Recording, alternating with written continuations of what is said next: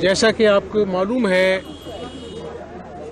कि सूबे पंजाब पिछले कई माह से आईनी बहरान दर आईनी बहरान का शिकार रहा है। कभी इलेक्शन मुलतवी होता रहा, कभी हल्फ के बाद अपना जो है वो इलेक्शन के बाद हल्फ का मामला इल्तफा का शिकार रहा, कभी काबीना 2 महीने नहीं बनी, कभी गवर्नर आ रहा है जा रहा है, सदर साहब कभी अपना जो है वो समरी को रिजेक्ट कर रहे हैं, एक्सेप्ट कर रहे हैं। तो शायद एक सियासी तालिब इल्म के मैं समझता हूँ कि पंजाब में जितने आइनी बहरान पिछले 3 महीने में आए हैं, अगर मैं Guinness book of world record से रब्ता करूं तो हमारा केस जो है उसको अपना जो है वो नंबर 1 प्रायोरिटी दी जाएगी। लेकिन जहां पर ये सारे हकाइक आवाम के सामने हैं और काबीना ना होने के बावजूद अल्लाह के फजल व करम से ना सिर्फ गंदम को हमने पंजाब की आवाम के लिए अपने किसानों से ख़रीद कर बफर स्टॉक पूरे किए, 2200 रुपया पर मन गंदम हमने अपने किसानों से ख़रीदी और आज इंटरनेशनल मार्केट में 5,500 रुपया पर मन है। आध कीमत से भी ज़्यादा का फ़र्क है। और हमने अल्लाह के फजल से काबीना के बगैर, मुझे लोगों ने कहा कि आप ये इतना बड़ा फ़ैसला 200 अरब की सब्सिडियाँ करने जा रहे हैं तो ये ना कीजिए, काबीना को आने दें। मैंने कहा नहीं, आवाम परेशान है। हमने 10 किलो के आटे का थैला 160 रुपये सस्ता किया 200 अरब की सब्सिडी देकर। अल्हम्दुलिल्लाह मेरी कोई औकात नहीं है, अल्लाह की तौफीक से किया। आज जब मैं आपसे बात कर रहा हूँ, 1 जुलाई है।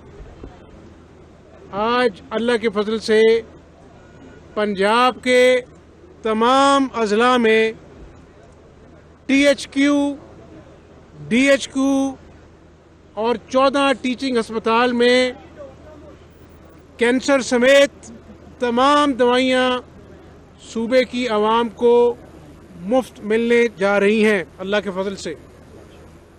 तो मैंने ये नहीं कहा कि मुझे 3 महीने दे दो तो मैं पाकिस्तान में दूध की नहरें बहा दूंगा। मैंने इमरान नियाजी की तरह ये नहीं कहा कि बस अब 6 महीने दे दो, मीडिया मुझसे ना पूछे, 6 महीने बाद मैं जवाब दूंगा। मैंने ये नहीं कहा कि 1 साल बाद इमरान नियाजी ने कहा मुझे तो समझ अब आई है तो मैं अब कुछ करूंगा। 1 साल ज़ाया किया। जहां पर मैंने आईनी बहरान का जिक्र किया, मैंने सूबे की आवाम के लिए आसानियां पैदा करने के लिए दिन रात एक किया। अब मेरी बात गौर से सुन लीजिए कि आज भी सुप्रीम कोर्ट में जो उम्मीदवार हैं उनका मौक़िफ़ अलग था, PTI का मौक़िफ़ अलग था। अदालत उज़्मा जब ये केस की सुनवाई कर रही थी तो कहा जी अब मैं इमरान नियाज़ी से लेके आता हूँ, तो उनका आपस में भी सोच का रब्त नहीं था। और अदालत उज़्मा ने बार बार पूछा बहर कैफ। अब मैं जमहूरी इंसान हूँ, मैंने अल्लाह के फजल से 27 साल जदोजहद की है, कैदोबंद की सहूलतें काटी हैं। मैंने अदालत उज़्मा को बताया तो मैंने कहा कि अगर मेरे पास नंबर ना होते रन ऑफ इलेक्शन के तो मैं आज जज साहब आपके सामने पेश ना होता, मैं घर चला जाता। लेकिन मैं आज भी, मेरे साथ खड़े थे उम्मीदवार जो PTI के हैं, मैंने कहा इनकी मौजूदगी में कहता हूँ कि अभी इलेक्शन कराएं और जो ऐवान फैसला करेगा मैं उसको दिल से कबूल करूँगा। फिर उन्होंने कहा जी कि आप 17 जुलाई को जब 20 सीटों पर ज़िमनी इलेक्शन मुकम्मल हो जाएगा, उसके बाद 5 दिन में इलेक्शन कमीशन नोटिफिकेशन करता है तो आप 22 को दोबारा इलेक्शन कराएं। तो मैंने कहा ये तो मेरे लिए काबिल कबूल है। मेरे पास छुपाने के लिए कुछ नहीं है। अगर 17 को अवाम फैसला करते हैं जिसके हक में फाबिया, उसको अपना जो है वो कायदे अवान मुंतखब होना चाहिए। लेकिन मैं फिर कहूँगा सूबे की आवाम को कि अल्लाह के फजल व करम से जितने भी आइनी बहरान आए, मुझे आवाम की आसानियाँ पैदा करने के मंसूबों से अल्लाह के फजल से कोई रोक सका ना रोक सकेगा। और जितने दिन हूँ मुझे नहीं मालूम, उस रब को मालूम है, क्योंकि इज्जत वो देता है। जब तक हूँ सूबे की आवाम की खिदमत करूंगा, ये मेरा वादा है सूबे की आवाम से। कि 17 को ज़मीनी इंतखाब होने जा रहा है, अगर आप समझते हैं 9 सीटों पे कामयाब होना आपका जरूरी है, आप समझते हैं कि 20 में से इस बात का क्या यकीन है कि फिर ये रोना धोना नहीं करेंगे, कि हर सूरत में आपका रास्ता रोकना चाहते हैं? देखें, अब तो पहले अदालत आलिया का फैसला है, 4 मोअज़्ज़ज़ जज ने फैसला दिया और एक ने इख्तलाफ किया। आज अपना ऑनरेबल चीफ जस्टिस खुद बैठे थे और उन्होंने कहा अदालत में, जब फवाद चौधरी साहब थे, कि अदालतों पर इल्ज़ाम लगाना बड़ा आसान होता है, जज जो है वो आपके ख़िलाफ़ कार्रवाई करना भी चाहे तो नहीं कर सकता। तो मेरा ख्याल अब इनके अपने वकला ने, इनके तमाम पार्लिमानी लीडर ने वहाँ पर अदालत उज़्मा, सबसे जो बड़ी अदालत है, ऊपर तो अल्लाह की अदालत है, तो वहाँ पर मौक़िफ़ दिया है कि हम 22 जुलाई को जो इंतखाब होंगे उसके नतीजे में जो भी रिज़ल्ट आएगा कौमी अपना सूबाई असम्बली के, और 17 को बाई इलेक्शन होंगे, तो हम उसको कबूल करेंगे। अब सिर्फ मोअज़्ज़ज़ जज साहिबान गवाह नहीं हैं, आप सब भी गवाह हैं और 22 करोड़ लोग भी गवाह हैं। और मैं अल्लाह ताला से डर कर कहता हूँ कि इंशाअल्लाह अल्लाह के फजल से 17 जुलाई को पाकिस्तान और पंजाब की अवाम बिलखसूस मियाँ मोहम्मद नवाज शरीफ और शहबाज शरीफ पर एतमाद का इजहार करेंगे। फिर आपने पहरा देना है कि अदालत उज़्मा जो इन्होंने स्टेटमेंट दी है वो इस पर कायम रहते कि नहीं रहते। 20 में से कितनी आपको नहीं कर पा रही है, क्या समझते कितनी सीटें आप जीत पाएंगे? ठीक है, अदनान साहब का और उमर साहब का एक ही सवाल है, इनका एक ही सवाल है। ये पेट्रोल की जो कीमतें हैं ये इसलिए नहीं बढ़ाई गई कि जिस तरह इमरान नियाज़ी ने कहा कि मेरी सबसे बड़ी गलती थी कि मैं IMF के पास पहले क्यों ना चला गया। 6 महीने ज़ाया किए, सारा जो मार्केट सेंटिमेंट था फाइनेंशियल मार्केट का तबाह बर्बाद हो गया। 40% डॉलर जो है वो बढ़ गया रुपए के मुकाबले में। ये पेट्रोल की प्राइसेस, इमरान नियाज़ी एक तरफ IMF से वादे वईद कर रहा था और दूसरी तरफ आवाम को कह रहा था मैं सस्ता पेट्रोल दूंगा। और पाकिस्तान की आवाम से गुजारिश है कि ये जो दिल पर पत्थर रख के पेट्रोल की प्राइसेस बढ़ाई गई हैं, ये हुकूमत बचाने के लिए नहीं, पाकिस्तान को डिफॉल्ट से बचाने के लिए ये सख्त फैसले किए गए। अगर आज ये सख्त फैसले हम ना भी करते तो खुदा न खास्ता अगर पाकिस्तान की मईशत डूब जाती, एक एटमी कुव्वत अपना दिवालिया हो जाती, दुनिया में तमाशा बनता, मजाक बनता, तो ये सियासी बोझ है जो शहबाज शरीफ ने, नवाज शरीफ की जमात ने उठाया है। लेकिन अवाम को मालूम है कि जब जब भी बिजली के अंधेरे थे, हमने 28 अपना जो है जो 2018 में हुकूमत ख़त्म हुई, लोड शेडिंग 0 थी। इस मुल्क को एटमी कुव्वत अल्लाह के फजल से नवाज शरीफ ने बनाया। तो आज भी अवाम को एतमाद है कि ये वो जमात है जिसने जब जब मुल्क में मुश्किल वक्त आया, अल्लाह के फजल से इस मुल्क को मुश्किल वक्त से निकाला।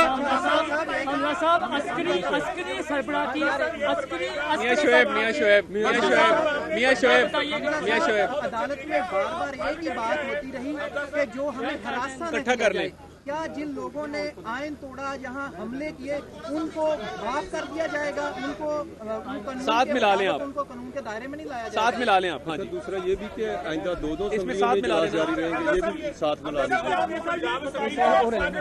आपने पंजाब असेंबली का मसला बड़े अच्छे तरीके से जो है वो हल कर लिया है और पूरी सहाफी बरादरी को आप पे इस बात पे है। लेकिन सर एक दरख्वास्त करनी है कि लाहौर प्रेस क्लब का जो है मसाइल है, 2 करोड़ ग्रांट जो है बड़े अरसे से रुकी हुई है। अताउल्लाह साहब ने इसको बड़े अच्छे से और आपने भी टेकअप किया।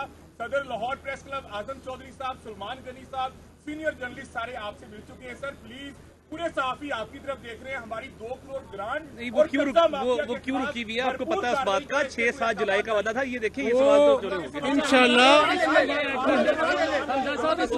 इसमें ये ऐड करने जरा एक बड़ा अहम सवाल है, वो सवाल ये जवाब ले लो यार।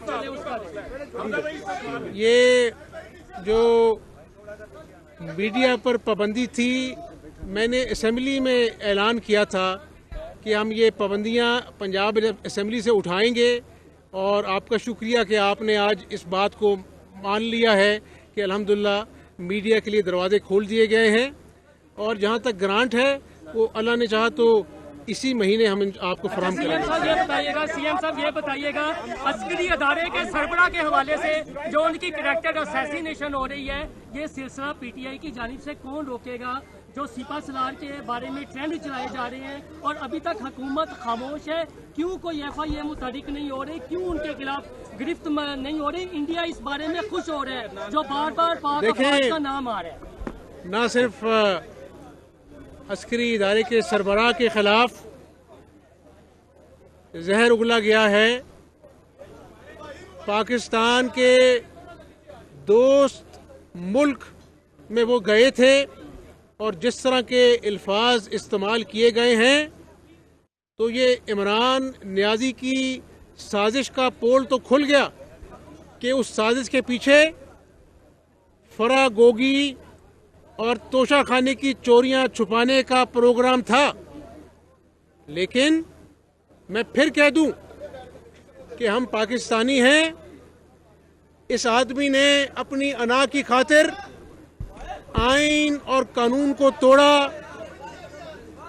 इदारों को, फौज को, और इसका दिल उस वक्त भी नहीं कांपा कि इसने कहा कि मैं नहीं हूं तो खुदा न खास्ता पाकिस्तान की एटमी कुव्वत बर्बाद हो जाएगी, इदारे बर्बाद हो जाएंगे। तो मैं समझता हूं कि ऐसी अना को अल्लाह ताला खाक में मिलाए, जिस अना से पाकिस्तान के जो मुफाद हैं वो खुदा न खास्ता बड़े हो जाएं।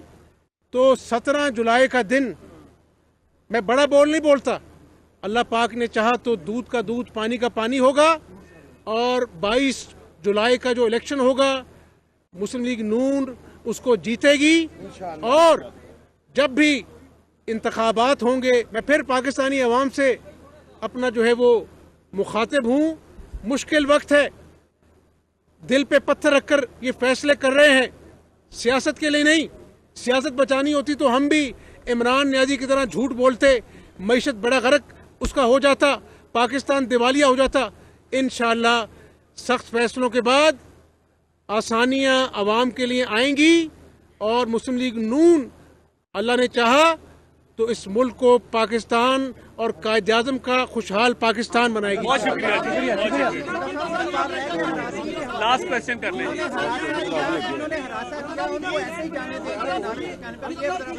मैंने आज अदालत उज़्मा में कहा, जब वो हरासा का लफ्ज़ इस्तेमाल कर रहे थे, मैंने कहा मैं आपका वक्त जो है वो कीमती है। इख्तिसार के साथ मैंने कहा कि आप जानते हैं जिस तरह डिप्टी स्पीकर पर जानलेवा हमला किया गया और फिर कौन जो है वो शाबाशी के इशारे कर रहा था, किसने जो है वो इमरान नियाजी ने पूरी मुस्लिम लीग नून की जमात को इंतकाम का निशाना बनाया, आज वो किस मुंह से हिरासा करने का बात कर रहे हैं। मैंने कोर्ट ऑफ लॉ में कहा, मैंने कहा हम इंतकाम नहीं लेंगे, लेकिन जो कानून है उसके मुताबिक जो है कार्रवाई